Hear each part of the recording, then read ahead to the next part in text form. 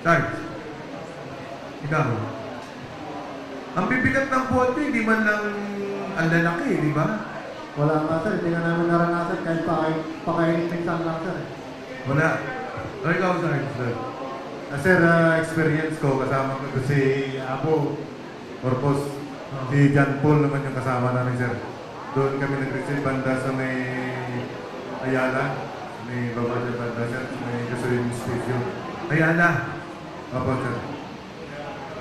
Saan Ayun. Ayala? Dito sa South? Dito, sir.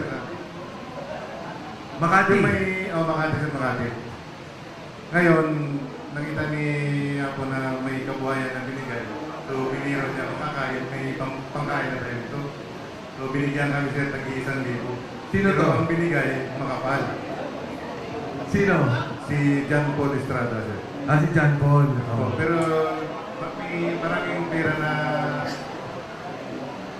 ni-receive niya. Tapos binigyan siya ng sobre. Ang binigay sa amin, nag-1,000. Tigisan din po. Sarge, ikaw. Sa amin, sir, yung two-piece chicken lang. Yung Jollibee. Saan? Tapos, sa BGC, sir, tapos pauwi na kami. Uwi na kayo.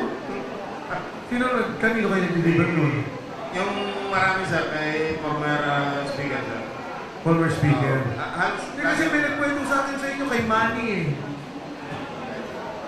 Ba yung nagkwento mo sa akin? Tawa ko ng tawa. Meron sir ako sir. Ano yun?